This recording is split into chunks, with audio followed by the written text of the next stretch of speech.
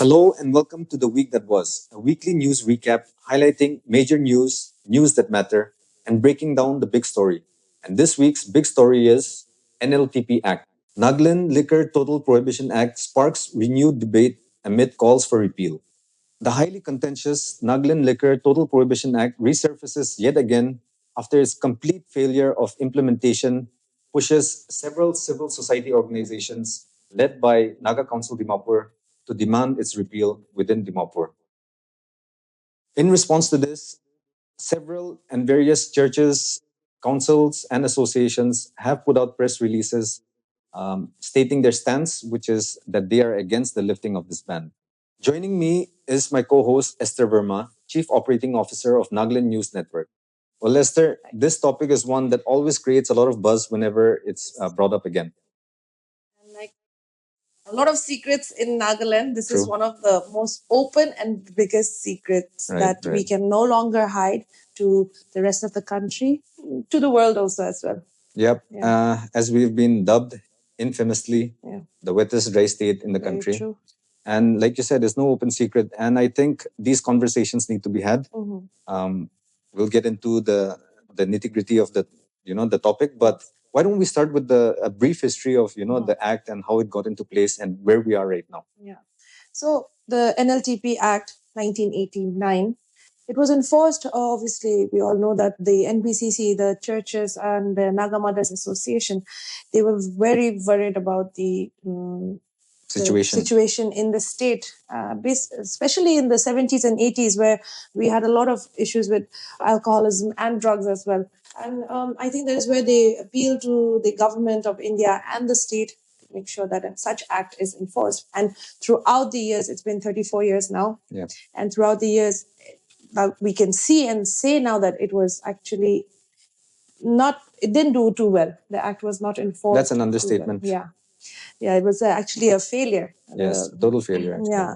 So now we are here. Now the CSOs, especially the Naga Council, Dimapur NCD, has also said recently that they do want the lifting up of the act. Yeah, theirs was for Dimapur in particular, right? Yeah. But they gave a lot of valid points for the people as a whole, right? Because we are a melting pot, you would say, right? In Dimapur, yes. So with all tribes. So yeah, that is where we are now, and the government is also working with all the stakeholders, I would say, as we speak also. So I mean, just as recent as last year, I mean, over the recent years, we've seen this talk resurfacing.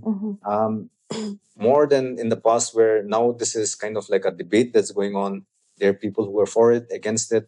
And as recent as last year, like I said, there was a consultative meet, right? When the government convened. Yeah.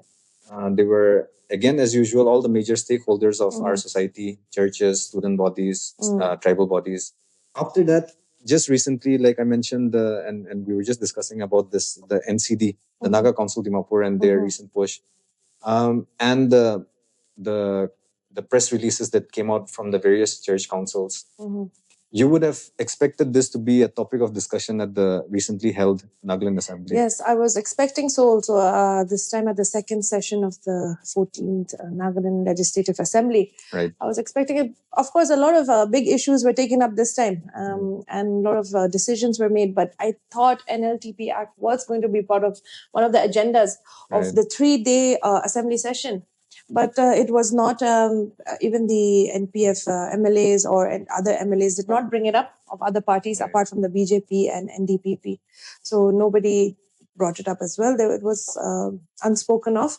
But hopefully, it will be spoken in days to come, because I think there's a complete failure of it, like we said, and I think the act, because I don't know whether it is enforcement of it was a failure or other aspects, which maybe we can delve a little further. Yeah. And also, just to point out that, like in the recent years, there have been elected members of the, assembly who have openly stated their stance, which is that they are for the lifting of the NLTP Act. And what is the government stance right now? Because also very recent, I think the most recent statement from the government, being the spokesperson of the government, would be the most recent stance would be that they want to have more dialogues with all stakeholders. And the reason why it was not taken up in the assembly is because it would have been too rushed, because the conversations were not complete as yet with different stakeholders. So it would have been too rushed, and they do want to revisit the act. That is what he has said. So that is a very good step towards it. So they are, in my sense, probably agreeing that yes, this is not working out. That's why they want to look, at the act. That's always a positive step. As I think we can make out, that's like the common theme, like the kind of the reply that's going around is that we need to revisit the act or look at it again. So that's where we are at the moment. I guess we can look forward to another consultative meet where all the various stakeholders of our society are invited, and the discussion on the NLTP Act. If going by the spokesperson's statement that hopefully we'd have this discussion in the next assembly session, right? Yes, hopefully, if it all goes well. Okay, so this topic always raises a lot of questions, right? And rightfully so. I think a lot of questions that need to be asked and a lot of questions that need to be answered. Our job here, we are asking the questions. I think the public deserves to know. Let me start off by going with one question, which is like, why is this act so failing so miserably? Why is it not being able to be implemented? And do you think it is really feasible? Is it possible to have it? Yeah, I think that is one of the main questions that everybody wants to know as well. Why is it a failure? And is it a failure because of the law enforcement agencies? Is the church and the NMA supposed to be the one at vigil all the time? Who is the one who is supposed to make sure that this act is implemented strictly? That is what we have to find out also, also, like we see all these excise departments burning of alcohol time and again. That is just, and then they send a press release that this many IMFL burned down or destroyed. And also a person caught selling alcohol, penalizing basically the small fish, in the state. And so I think this is not what the act enforcing thing is. That is not what the act is about, just that much. I'm sure there's so many stringent laws against selling of alcohol, buying, consuming, selling, importing, exporting. Of course. Yes. And that's very unfortunate that, that's all we see of when you talk about the act and it's, the enforcement of this act is the small, like you mentioned, the small photo ops that we see in the local dailies once in a while. And like you mentioned again, it's just the small fish. I mean, if we're really being really honest about it, does the punishment just end there, for all this just burning of alcohol and then making sure that the small fish is caught? So we have to also ask now, what about the big fish? Right. Who is the big fish that is making sure that this is still continuing openly? Right. Again. I mean, just on that, I'd like to comment a little bit, because this is something that I think goes, that this discussion in particular goes on in the households of almost every, Naga. But before we get to that one, just a build up sort of do you think, like you said, who's responsible? Is it the government? Is it the police or some other agencies? Is it even the role of the church or civil society or student bodies to be, doing this? So when it comes to that, I think obviously the onus falls on the government. And so my question would be, are the departments concerned and the agencies concerned? Are they adequate enough to handle this? I mean, are they adequate enough? Or is it just simply a lack of manpower, lack of resources, Yeah, that's interesting because I too have the same question. But again, so funnily, or I would say unluckily or luckily, the DGP of Nagaland Police, Rupin Sharma, he came up with a video today. Right. Saying that anybody in the police force, any cop caught drinking or taking drugs will be heavily punished, right? Punished or, taken some action against, So I think that is one step that is there for. That's a welcome step, very welcome step. That like that kind of stringent and strictness should be there from a head of department or So I think like you were also discussing that, make sure your kitchen is clean before you go and check other people's kitchen. Exactly. So I think like that there should be some strictness. Yeah. So in that ways, And police, like they're the ones that are actually doing all the checking and at the check gates, right, all over the. So, like you were saying about the big fish, I think this question needs to be asked. Is there a nexus between the bootleggers, the people? This is a huge market, the black market of the alcohol, right? And who are these people, and how are they brought to light if they are, if there is a connection between bootleggers and the big powers that be? Who is going to bring this to light? So I think the government should take a big stand on this and make sure that such people are not taking advantage of the state, and we don't know exactly. Could be anybody, from any department, from any organization. Could be from anywhere. Could be from the state. Could be from outside the state. We don't know. But at the same time, I think because the state is losing, if according to reports, former excise minister MC Konyak had said in 2012. Now this is like 10 plus years ago, that we are losing 750 crores annually, the state, just because of alcohol. Right. That is a huge amount of money. So I think the government, knowing this, and of course now after 10 years will be much higher. Yeah. So I think they should really keep a check on this. Yeah. When we talk about the revenue, factor, I've heard in a lot of arguments of those who want the act in place, and where they say that revenue shouldn't be a factor because lives are more important, which is totally understandable. But like having adulterated booze, adulterated drinks in our state is actually doing more harm to our people than having legal, and at least it's not to say that alcohol is healthy, but yeah, compared to the adulterated drinks. But on top of that, also the revenue, especially for a debt-ridden state like ours that is financially dependent on the center, wouldn't that be such a big boost and help us in so many other ways as well? Yes, definitely. If you're talking about lifting it up, it'll be a big boost for sure. But then again, are we ready for the NLTP Act to be lifted? Do we, as Nagas known for merrymaking, and do we have self-control?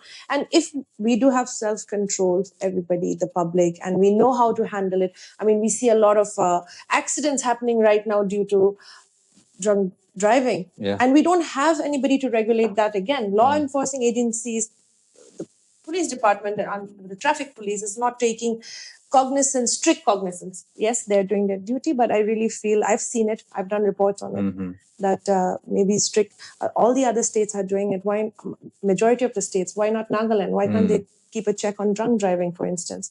And so that is the case. And if we don't have self-control, are we prepared to rehabilitate persons who have been affected by alcohol? Do we have good counselors? Do we have, and then families have been damaged, families have been broken because of this. Regarding self-control and all these other aspects, it's of personal opinion. That's yours, and mine is different. But I have publicly stated my opinion about my stance on this act, which is that it needs to be lifted at the earliest, with obviously proper mechanisms put into place to make sure it's it's regulated properly.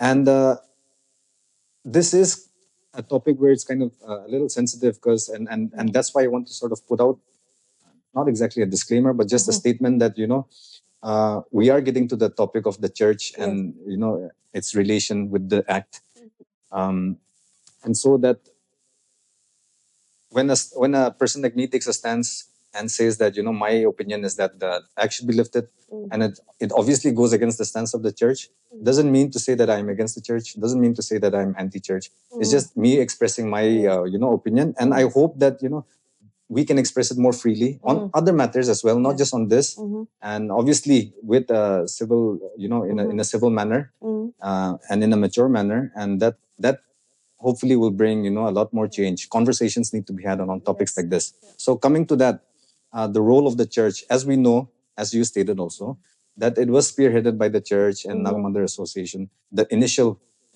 introduction of the act and implementing it in our state.